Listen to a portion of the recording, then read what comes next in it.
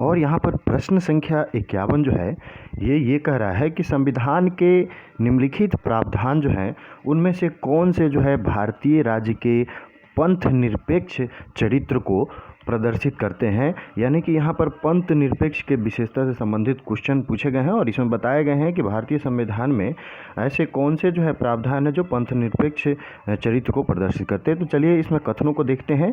यहाँ पर 1 में दिया गया है उद्देशिका, वहीं 2 में बात करें तो राज्य के नीति निर्देशक तत्व, और 3 में बात करें तो मूल कर्तव्य, और 4 में मूल अधिकार। और आपको इसमें से जो है सही उत्तर बताने हैं। तो सबसे पहले उद्देशिका की बात करें तो उद्देशिका में बिल्कुल जो है पंथ निरपेक्ष चरित्र को प्रदर्शित किया गया है, और यदि 1 सही है तो इसमें जो है हम ऑप्शन बी को गलत कर सकते हैं। और उसके बाद बात करें दूसरी जो है राज्य की नीति निर्देशक तत्व की बात करें तो इसमें भी जो है इसका उल्लेख है, और अगर 2 सही है तो यहाँ पर विकल्प सी भी गलत हो जाएगा। अब देखते हैं मूल कर्तव्य है कि नहीं। तो मूल कर्तव्य का जो है संबंध ये जो है पंथ निरपेक्ष शब्द को नहीं दिखाता है, और यदि 3 गलत है तो ये विकल्प डी भी गलत हो गया, और इस प्रकार इसका जो है विकल्प ए जो है सही उत्तर होगा। यानी कि 1, 2 और 4 जो है इसमें सही है। आइए देखते हैं कैसे सही है। तो सबसे पहले ये जो उद्देशिका की बात कर रहे हैं हम, तो भारत का जो संविधान है उसके उद्देशिका में पंथ निरपेक्ष शब्द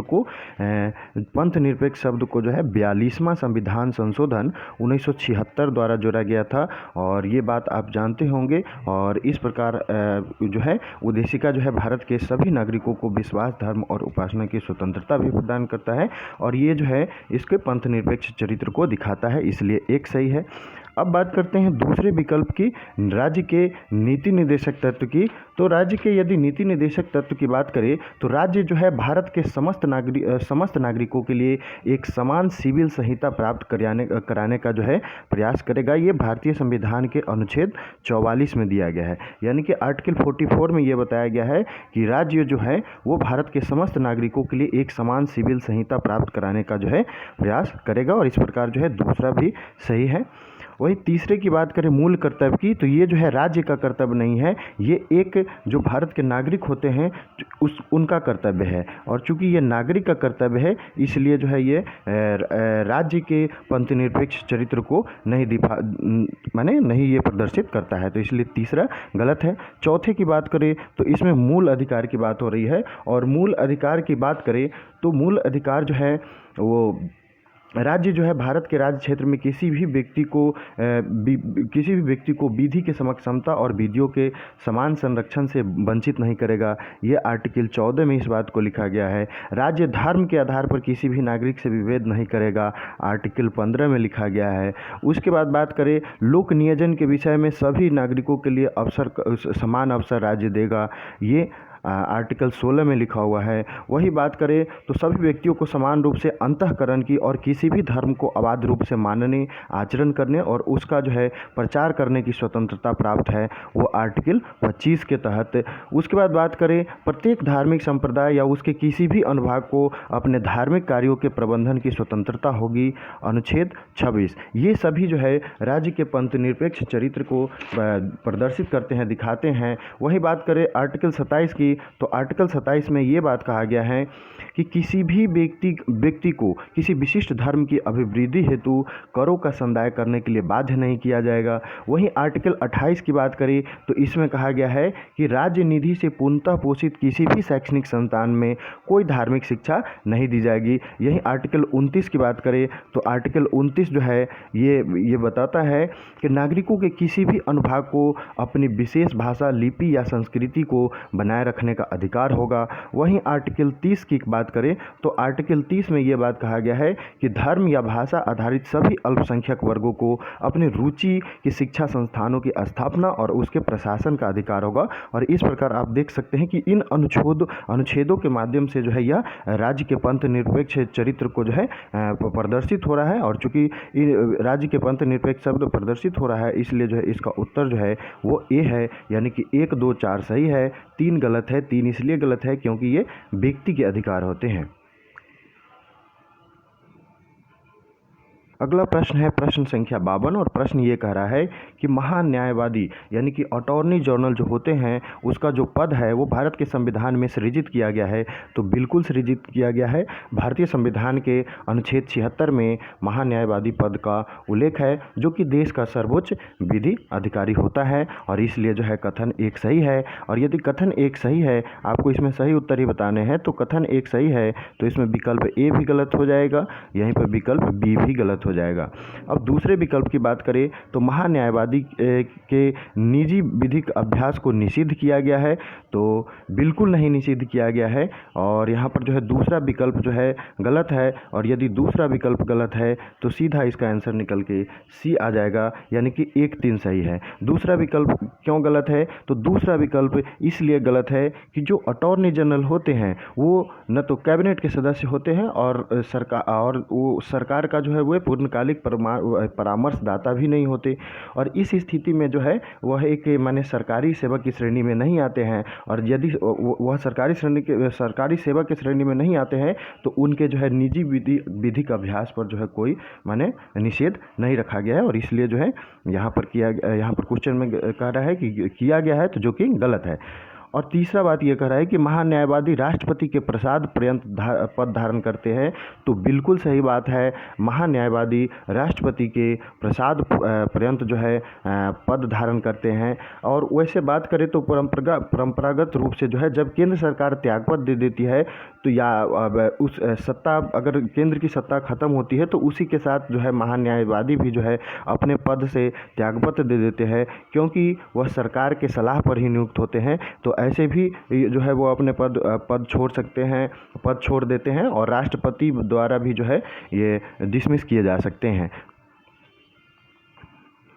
अगला प्रश्न है प्रश्न संख्या 53 और प्रश्न ये कह रहा है कि राष्ट्रीय महिला आयोग के संदर्भ में निम्नलिखित कथनों पर विचार करना है और आपको बताना है कि इसमें से जो है कौन सा जो है सही है। तो चलिए कथनों को देखते हैं कि क्या कथन कह रहा है। यह महिला और बाल विकास मंत्रालय के तहत एक गैर सांविधिक निकाय है।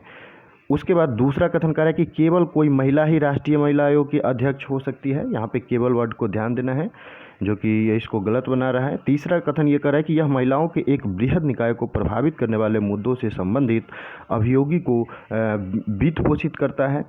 तो सबसे पहले कथन की बात करें तो पहला कथन एक जो है वो बिल्कुल सही नहीं है। कि इसलिए सही नहीं है क्योंकि ये किसी मंत्रालय के तहत जो है गैर सांविधिक निकाय नहीं है। राष्ट्रीय महिला आयोग की स्थापना जो है जनवरी 1992 में हुई थी और जनवरी 1992 में जो है राष्ट्रीय महिला आयोग अधिनियम आया था 1990 में, उसके तहत जो है एक सांविधिक निकाय के रूप में जो है इसका गठन किया गया था। तो यहाँ पर गैर सांविधिक की बात हो रही है, जो कि बिल्कुल गलत है। यह जो है एक सांविधिक निकाय है। तो इस प्रकार जो है यदि कथन एक गलत है तो आप यहाँ देख सकते हैं डी भी गलत हो गया, ए भी गलत हो गया। अब बात करते हैं अगले विकल्प की। अगला विकल्प करा कि केवल कोई महिला ही राष्ट्रीय महिला आयोग का माने अध्यक्ष बन सकता है। तो दूसरा जो विकल्प करा कि केवल महिला ही माने इसका अध्यक्ष बन सकता है, ये बात बिल्कुल गलत है। ऐसा कोई प्रावधान नहीं है। हालांकि प्रथम अध्यक्ष जो थी ये महिला आयोग की, वो जयंती पटनायक से लेकर वर्तमान में जो अध्यक्ष हैं रेखा शर्मा, अभी तक सभी महिलाएं ही रही है। लेकिन ऐसा कोई जो है माने विशेष रूप से प्रावधान नहीं है कि केवल जो है महिला ही रहेगी। और दूसरा विकल्प गलत है। यदि दूसरा विकल्प गलत है तो सी भी गलत हो गया। अब सिर्फ एक ही विकल्प बच गए कि तीसरा जो है सही है और हमें सही उत्तर ही बताने थे। तो तीसरा भी पढ़ लेते हैं। यह महिलाओं के एक बृहद निकाय को प्रभावित करने वाले मुद्दों से संबंधित अभियोगों को जो है वित्त पोषित करता है। तो ये बात बिल्कुल सही है और इस प्रकार जो है तीसरा विकल्प बिल्कुल सही है। ये जो है तीसरा विकल्प जो कर रहा है, ये महिलाओं हेतु संविधान और अन्य विधियों के अधीन जो है उपबंधित रक्षा उपायों से संबंधित सभी विषयों का अन्वेषण और परीक्षण करता है। उसके बाद केंद्र सरकार को रिपोर्ट प्रस्तुत करता है। उसके बाद बात करें तो अभियोग के वित्त पोषण में जो है महिलाओं के एक बृहद निकाय को प्रभावित करने वाले मुद्दे शामिल होते हैं और इस प्रकार जो है तीसरा जो है कथन सही है। अब चलते हैं अगले प्रश्न की ओर और अगला प्रश्न है प्रश्न संख्या 54 और प्रश्न ये कह रहा है कि मूल अधिकारों यानी कि फंडामेंटल राइट से संबंध विभिन्न प्रावधानों में प्रयुक्त राज्य की परिभाषा निम्नलिखित में से किन्हें सम्मिलित किया जा सकता है। इसमें आपको सही उत्तर बताना है। सबसे पहले कहा गया है सार्वजनिक क्षेत्र के बैंक, विद्युत बोर्ड और तीसरा कहा गया है जिला बोर्ड। क्या इन सभी को राज्य की परिभाषा के अंदर सम्मिलित किया जा सकता है? तो दोस्तों आपको याद होगा कि राज्य जो पद है इसका प्रयोग मूल अधिकारों से संबंधित विभिन्न प्रावधानों में किया जाता है। भारतीय संविधान के जो है भाग 3 की बात करें तो भाग 3 में जो है मूल अधिकार की चर्चा की गई है और उसी में जो है अनुच्छेद 12 है। इस अनुच्छेद 12 में जो है राज्य के परिभाषा को परिभाषित किया गया है और इसमें बताया गया है कि कौन कौन अंग जो है इसमें शामिल होंगे। तो राज्य की परिभाषा में जो है भारत सरकार राज्य जो शब्द है इस पद में जो है भारत सरकार और संसद अर्थात केंद्र सरकार के कार्यकारी अंग चाहे विधायी अंग। उसके बाद बात करें तो राज्य में जो सरकार होती है वह राज्य सरकार और विधानमंडल और उसके जो कार्यकारी और विधायी अंग होंगे वो भी राज्य में शामिल होंगे। उसके बाद जो भी स्थानीय प्राधिकरण होती है, नगरपालिका होती है, पंचायत होती है, जिला बोर्ड, सुधार न्यास, ये सभी जो है राज्य की परिभाषा में शामिल है। और बात करें तो LIC हो गया, ONGC हो गया, सेल हो गया, ये सभी जो है राज्य की परिभाषा में शामिल है। और इस प्रकार जो हम कह सकते हैं कि अनुच्छेद 12 में जो राज्य की परिभाषा दी गई है वो काफ़ी व्यापक है। तो इस प्रकार जो है इसमें जो है सभी सार्वजनिक क्षेत्र के बैंक, विद्युत बोर्ड, जिला बोर्ड, ये तीनों शामिल होते हैं। और ये तीनों यदि शामिल होते हैं तो विकल्प ए भी गलत हो गया, बी भी गलत हो गया, सी भी गलत हो गया, विकल्प डी इसका जो है सही उत्तर होगा। अब बात करते हैं अगले प्रश्न की और अगला प्रश्न है प्रश्न संख्या 55 और प्रश्न ये कर रहा है कि भारत में संविधान सभा का विचार जो है सर्वप्रथम किसने प्रस्तुत किया।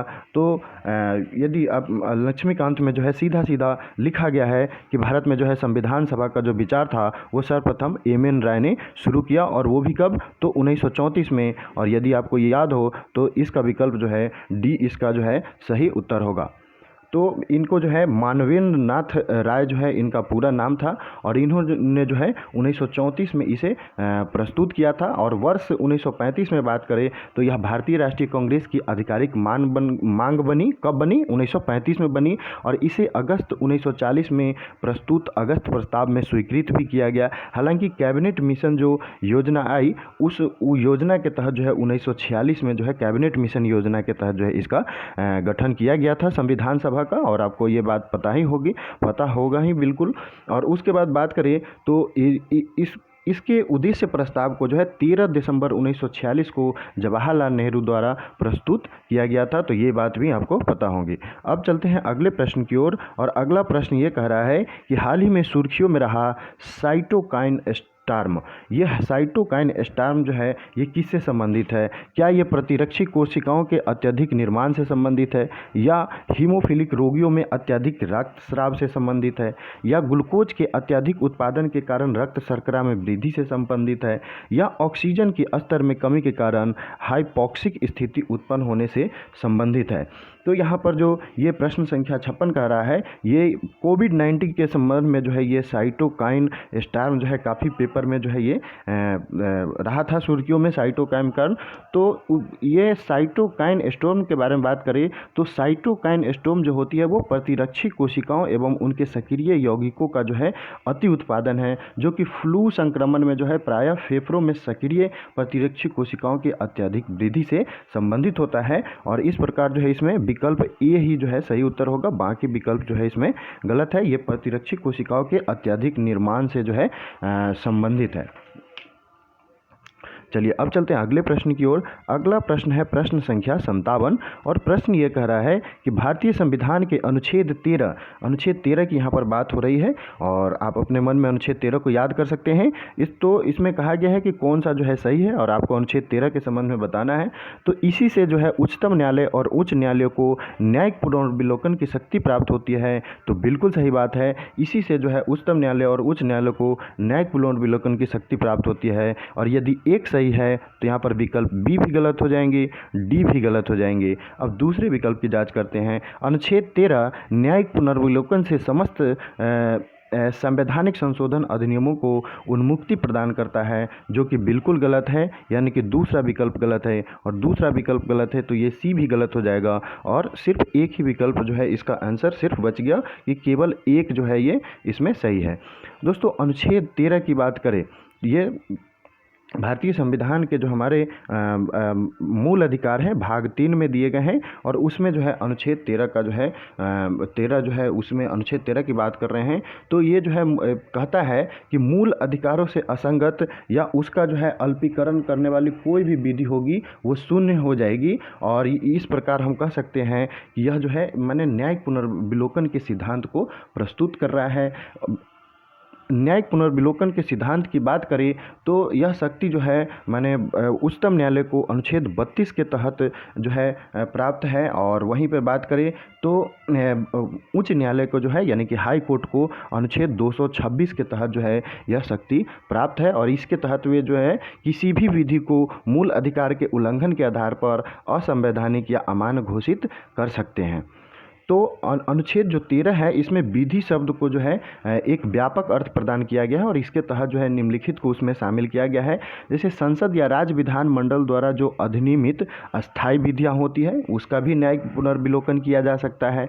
उसके बाद बात करें तो राष्ट्रपति या राज्य के राज्यपाल द्वारा कोई अध्यादेश जारी किया जाता है और वैसी कोई अस्थायी विधि हो तो उस पर भी न्यायिक पुनर्विलोकन हो सकती है। उसके बाद बात करें कोई आदेश हो, उपविधि हो, नियम हो, विनियम हो, अधिसूचना हो या कोई प्रत्यायोजित विधान हो तो इस प्रकृति वाले को भी जो है इसका भी जो है न्यायिक पुनर्विलोकन किया जा सकता है। उसी के साथ साथ जो है बात करें तो अनुच्छेद 13 में यह घोषित किया गया है कि संविधान संशोधन जो है ये विधि नहीं है और इस प्रकार से इसे चुनौती नहीं दी जा सकती। यद्यपि सुप्रीम कोर्ट ने केशवानंद भारती जो मामला हुआ था वो 1973 में जो है ये मामला हुआ था, केशवानंद भारती मामला, और इसमें निर्णय दिया गया कि संवैधानिक संशोधन को इस आधार पर चुनौती दी जा सकती है कि यह एक मूल अधिकार का उल्लंघन करता है जो कि संविधान के मूल ढांचे का भाग है और इस प्रकार जो है इसे शून्य घोषित किया जा सकता है। तो देखिए कैसे जो है मैंने संवैधानिक संशोधन को चुनौती दी जा सकती है।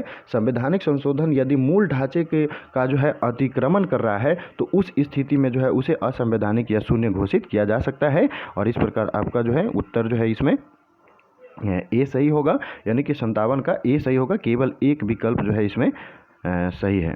अगले प्रश्न की बात करें तो अगला प्रश्न है प्रश्न संख्या 58 और प्रश्न ये कह रहा है कि निम्नलिखित कथनों पर विचार करना है और इसमें देखना है कि कौन सा जो है सही है। तो एक संघ में संघीय और प्रांतीय सरकारों की शक्तियों को स्पष्ट रूप से सीमांकित किया जाता है। तो ये बात बिल्कुल सही है कि एक जो संघ होती है उस संघ में संघ हो और प्रांतीय जो सरकार होते हैं उनके जो पावर्स होते हैं वो अलग अलग जो है सीमांकित किया जाता है। तो यदि विकल्प एक यहाँ पर विकल्प जो है एक आप देख पा रहे हैं कि सही है और विकल्प एक सही है तो विकल्प बी गलत, यहाँ पर जो है बी गलत हो जाएगा। दूसरे कथन की बात करें तो भारत में जो है संघ और राज्य सरकारों को सभी परिस्थितियों में स्वयं से संबंधित विषयों पर अनन्य अधिकार प्राप्त है, ये बिल्कुल गलत बात है। और यदि दूसरा गलत है तो विकल्प ए भी गलत हो गया, विकल्प डी भी गलत हो गया और सीधा आंसर निकल के आ गया कि सी जो है सही है, यानी कि केवल सी सही है। इसका मतलब तीसरा भी गलत है। स्थानीय सरकारी निकायों को शक्तियों के हस्तांतरण ने भारत में संघवाद की भावना को कमज़ोर किया है। यहाँ पर कह रहा है कि स्थानीय सरकारी निकायों को शक्तियों के हस्तांतरण ने भारत में संघवाद की भावना को कमज़ोर किया है, बिल्कुल गलत बात है, और मजबूत ही किया है। और इस प्रकार तीसरा भी विकल्प जो है यहाँ पर गलत है। तो आपको पता होगा कि भारत का जो संविधान है उसमें जो है संघ और राज्य के अलग अलग जो है पावर उसको स्पष्ट कर दिया गया है। और इसमें जो है 3 सूचियां बनाई गई है, संघ सूची, राज्य सूची, समवर्ती सूची। और इन सूचियों में जो है माने विषय दे दिए गए हैं। राज्य सूची में राज्य को विषय दिए गए हैं, वही संघ सूची में जो है संघ को विषय दिए गए हैं। वही समवर्ती सूची की बात करें तो इसमें राज्य और केंद्र दोनों को विधि निर्माण करने का विषय दिए गए हैं। और एक विकल्प जो है सही है, बाकी जो है 2-3 गलत हैं। अगले प्रश्न की बात करें तो अगला प्रश्न है प्रश्न संख्या 59 और प्रश्न ये कह रहा है कि निम्नलिखित में से कौन सा भारतीय संविधान द्वारा प्रत्याभूत मूल अधिकारों की विशेषता या विशेषताएं हैं, यानी कि इसमें से फंडामेंटल राइट की जो विशेषता है वो इसमें से कौन है। तो ये असीमित और अलंघनीय है, जो कि बिल्कुल गलत है, और यदि एक गलत है तो यहाँ पर जो है बी भी गलत हो जाएगा, यहाँ पर सी भी गलत हो जाएगा।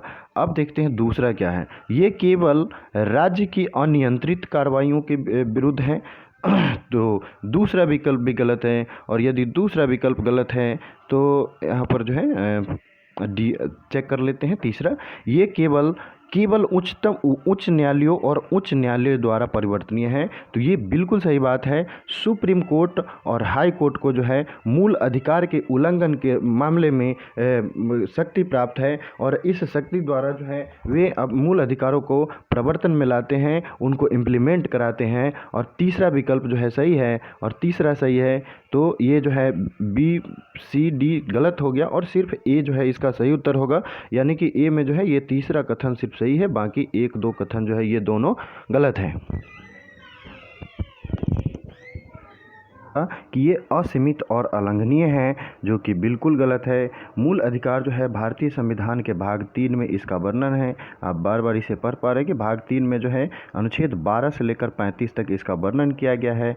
और इसमें जो है मूल अधिकार जो होते हैं ये राजनीतिक लोकतंत्र के आदर्श को प्रोत्साहित करने का एक माध्यम होता है, और भारत के मैग्ना कार्टा के रूप में इसे जाना जाता है। इनके विशेषताओं की बात करें तो इनके विशेषताओं में जो है यह असीमित नहीं है लेकिन वाद योग्य है, यानी कि न्यायालय में इस पर वाद किया जा सकता है, इसलिए जो है राज्य इन पर जो है युक्त प्रतिबंध जो है लगा सकता है। इसके बाद बात करें तो ये अलंघनीय नहीं है, और ये अलंघनीय और अस्थायी नहीं है। संसद द्वारा इसे संक्षिप्त या न्यून जो है किया जा सकता है, तो ये बात आपको ध्यान रखनी है। किंतु ऐसा केवल जो है संविधान संशोधन अधिनियम द्वारा ही किया जा सकता है, किसी साधारण विधेयक द्वारा नहीं, और इस प्रकार जो है विकल्प ए गलत हो गया। उसके बाद बात करें तो दूसरा विकल्प जो कर रहा है कि ये केवल राज्य की अनियंत्रित कार्रवाइयों के विरुद्ध हैं, जो कि बिल्कुल गलत है। राज्य की कार्रवाई तथा निजी व्यक्तियों की कार्रवाई के विरुद्ध, जैसे कुछ अपवादों के साथ इनमें से अधिकांश जो है राज्य की शैक्षिक कार्रवाई के विरुद्ध उपलब्ध है। उदाहरण के लिए अनुच्छेद 17, अनुच्छेद 23, अनुच्छेद 24, यानी कि 17 की बात करें, 23 की बात करें, अनुच्छेद 24 की बात करें, तो ये जो है निजी व्यक्तियों के कार्रवाइयों के विरुद्ध संरक्षण प्रदान करते हैं। तो इसलिए दूसरा विकल्प भी जो है गलत है और तीसरा विकल्प सही है। अगले प्रश्न की बात करें तो अगला प्रश्न है प्रश्न संख्या 60, और प्रश्न ये कह रहा है कि निम्नलिखित कथनों पर विचार करना है और इसमें आपको बताना है कि कौन सा जो है इसमें सही है। पहले कथन की बात करें तो कह रहा है कि इंडिया इंटरनेशनल एक्सचेंज लिमिटेड, ये INX भारत का प्रथम अंतर्राष्ट्रीय एक्सचेंज है। और दूसरा बात यह कर रहा है कि यह जो है नेशनल स्टॉक एक्सचेंज की सहायक कंपनी है। तो पहला जो बात है जो कह रहा है कि इंडिया इंटरनेशनल एक्सचेंज लिमिटेड ये भारत का प्रथम अंतर्राष्ट्रीय एक्सचेंज है, ये बात सही है और विकल्प एक सही है। तो यहाँ पर विकल्प डी भी गलत हो जाएगा, विकल्प बी भी गलत हो जाएगा। दूसरे की बात करें तो यह नेशनल स्टॉक एक्सचेंज की सहायक कंपनी है, जो कि गलत है। यह नेशनल स्टॉक एक्सचेंज की सहायक कंपनी नहीं है, यह BAC NSE की नहीं, BAC यानी कि बॉम्बे स्टॉक एक्सचेंज की जो है सहायक कंपनी है। और इस प्रकार दूसरा विकल्प गलत है और दूसरा विकल्प गलत है, तो सी भी गलत हो जाएगा और उत्तर निकल के आ जाएगा कि विकल्प ए जो है इसका सही उत्तर है, यानी कि केवल एक जो है इसमें सही होगा। तो बात करें तो भारत के ये जो है BAC का जो है BACE यानी कि बॉम्बे स्टॉक एक्सचेंज लिमिटेड की जो है एक सहायक कंपनी है। और इसका जो शुरुआत की बात करें INS की, तो इसका शुरुआत जो है 2017 में किया गया था। ये भी आप इसे ध्यान रख सकते हैं। चलिए।